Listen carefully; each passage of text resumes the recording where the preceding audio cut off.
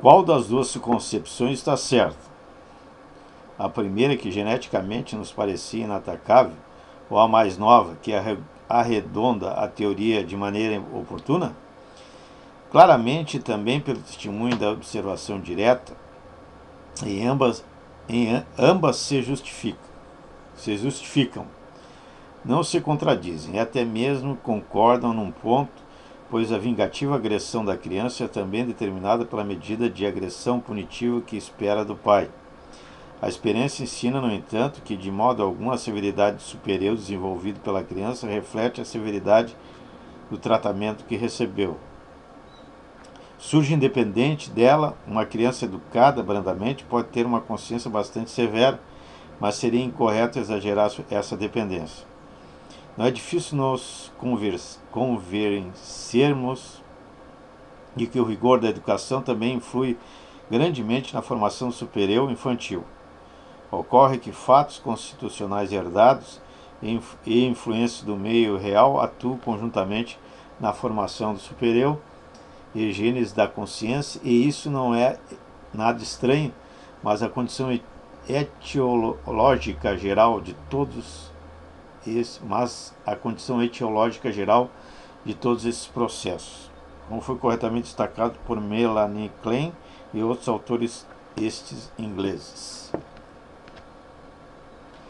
Pode-se também dizer que, quando a criança reage às primeiras grandes renúncias instintuais com agressividade em demasia e corresponde rigor do superior, segue um modelo filogenético e vai além da reação presentemente justificada, pois o pai da pré-história era certamente terrível e capaz de extrema agressividade. As diferenças entre as duas concepções sobre a origem da consciência diminuem ainda mais, portanto, se passamos do desenvolvimento individual para o filogenético.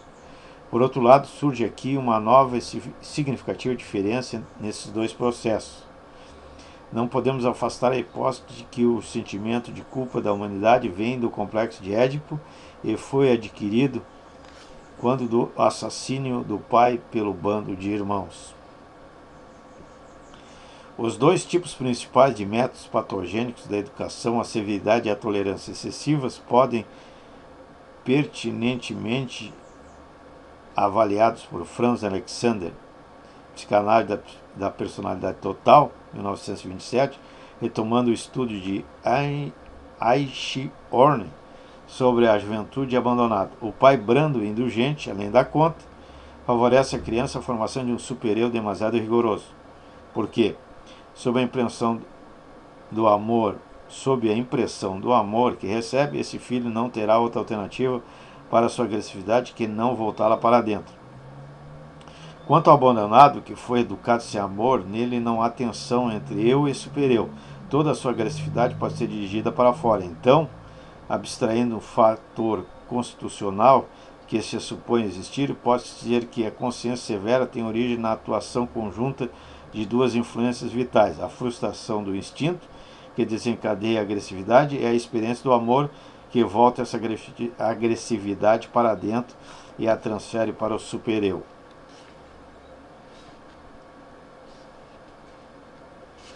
Não podemos afastar a hipótese de que o sentimento de culpa da humanidade vem do complexo de Édipo e foi adquirido pelo assassínio do pai pelo bando de irmãos. Ali a agressão não foi suprimida, mas levada a efeito, a mesma agressão cuja supressão deve ser fonte de sentimento de culpa da criança.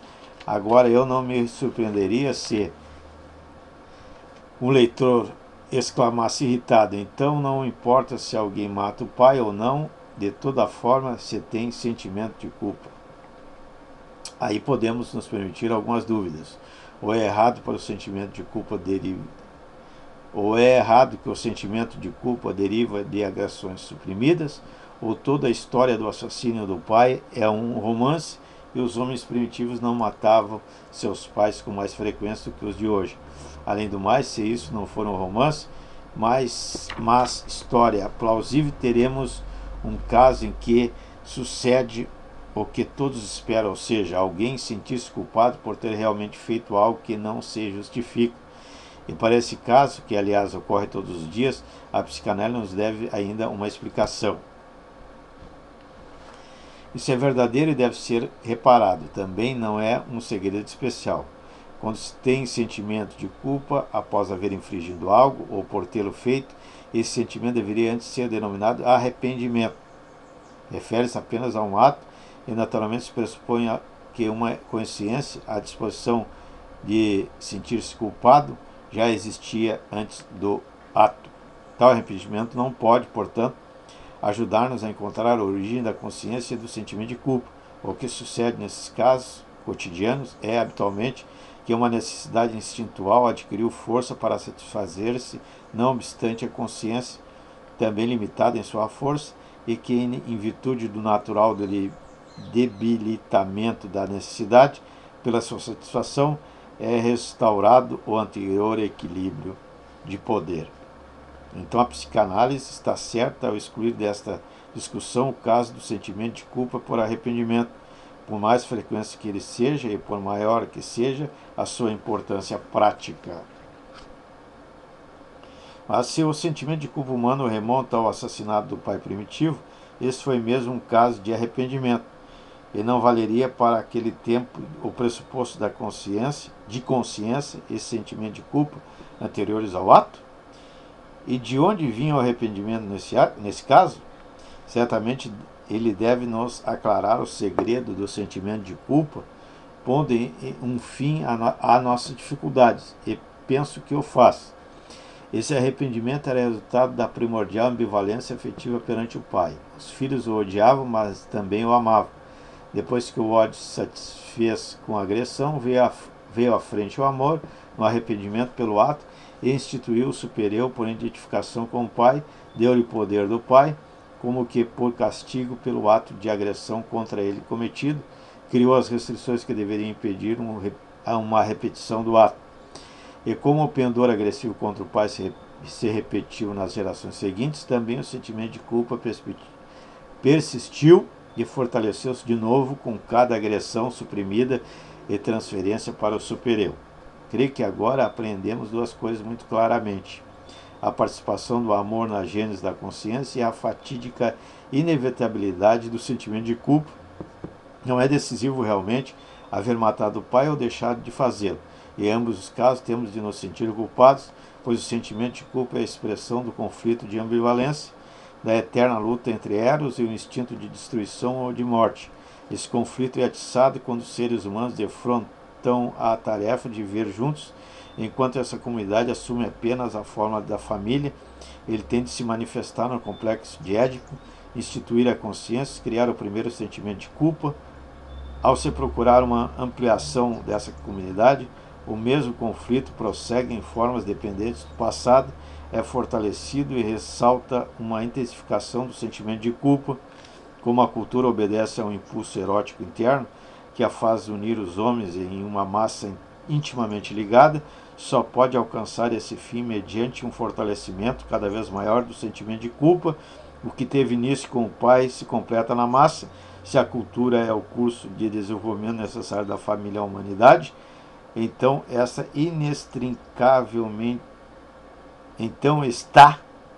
inextricavelmente ligado a ela, como consequência do ato conflito ambivalente, da eterna disputa entre amor e busca da morte. O acréscimo do sentimento de culpa, talvez a um ponto que o indivíduo ache difícil tolerar. Lembramos da comovente denúncia contra os poderes celestiais feita pelo grande poeta: vocês nos trazem a existência, deixando que o pobre se torne culpado, depois o abandonam ao sofrimento, pois toda a culpa na terra se paga. E bem podemos dar um suspiro ao perceber que a alguns indivíduos é dado retirar, sem maior esforço, do torvelinho dos próprios sentimentos, os conhecimentos mais profundos, aos quais temos de chegar em meio à torturante certeza incansável tatear.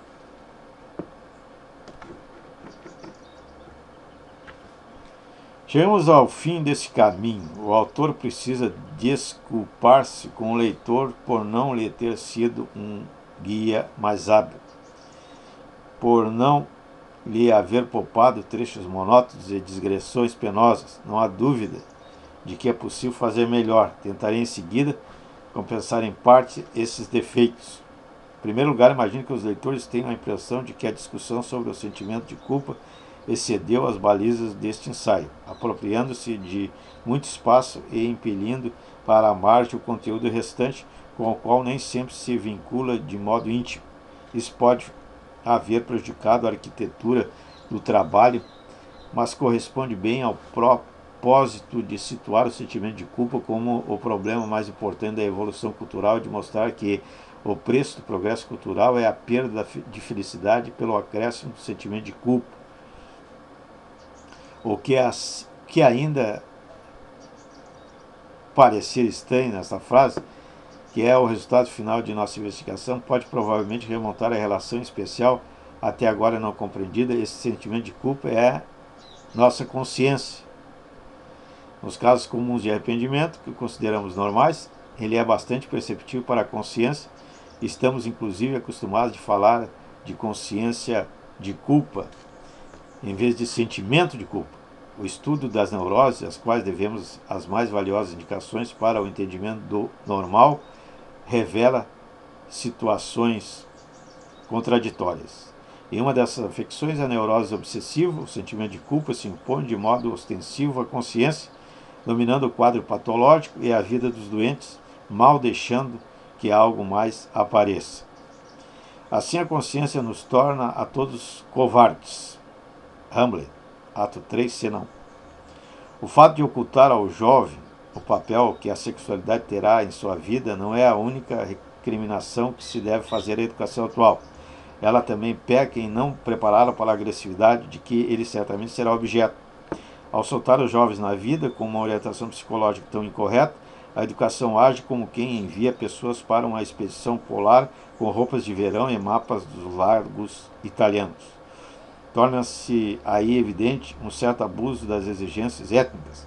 A severidade destas não prejudicaria muito, caso a educação dissesse: assim deveriam ser os homens, para serem felizes e tornarem os outros felizes. Mas é preciso ter em conta que eles não são assim. Em vez disso, fazem o jovem acreditar que todos os demais cumprem as prescrições éticas que são virtuosos. Nisso é fundamentada a exigência de que ele também o seja.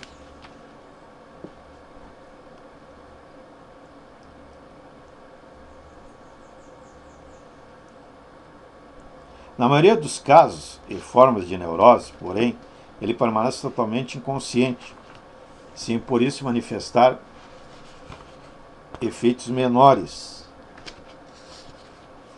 Os doentes não acreditam em nós quando lhes atribuímos um sentimento de culpa inconsciente para que nos compreendam em alguma medida.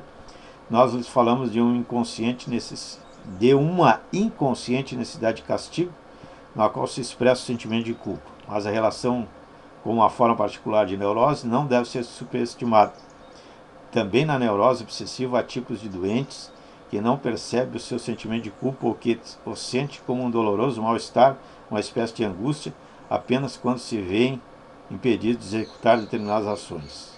Deveria ser possível compreender finalmente essas coisas, ainda não somos capazes disso. Talvez seja aqui bem-vinda a observação de que o sentimento de culpa nada é, no fundo, senão uma variedade topográfica da angústia e, em suas fases posteriores, coincide inteiramente com o medo ao super-eu.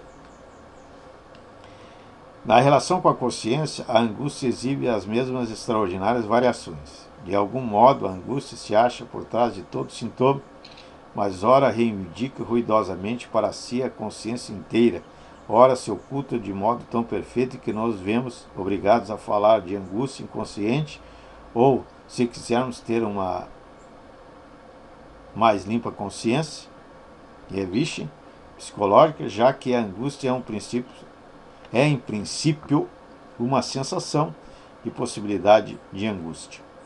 E por isso é fácil conceber que também a consciência de culpa produzida pela cultura não seja reconhecida como tal, permanece inconsciente ou vem à luz como um mal-estar, uma insatisfação para a qual se busca outras motivações.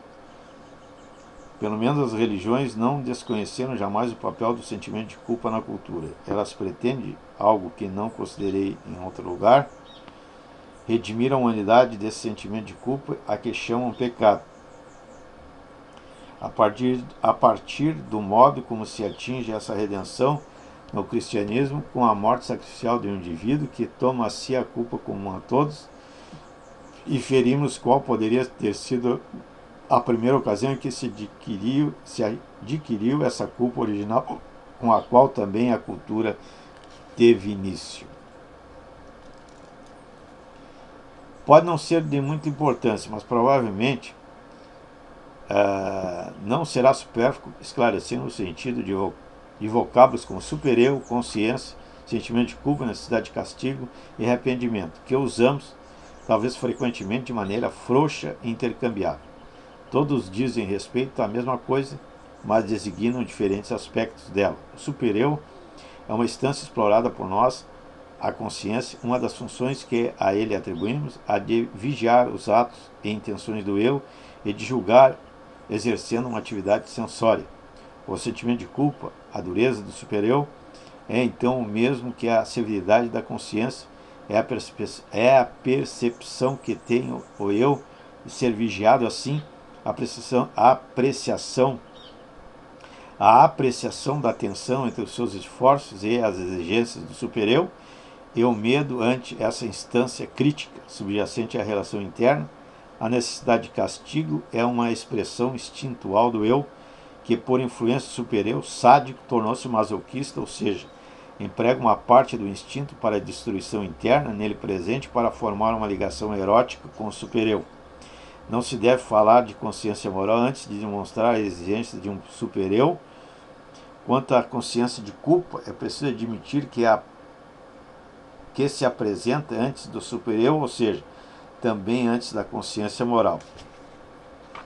É então a expressão imediata do medo à autoridade externa, o reconhecimento da tensão entre o eu e esta última, o derivado direto do conflito entre a necessidade do amor dela e o ímpeto de satisfação instintual, cuja inibição gera a tendência à agressão. A superposição dessas duas camadas do sentimento de culpa, uma vinda do medo à autoridade externa, outra do medo à interna, tornou-se mais difícil enxergarmos a trama da consciência moral. Arrependimento é o nome geral para a reação do eu num caso de sentimento de culpa. Contém pouco transformado o material de sensações da angústia que atua por trás. É ele mesmo um castigo e pode incluir a necessidade de castigo. Também ele pode ser mais velho que a consciência moral.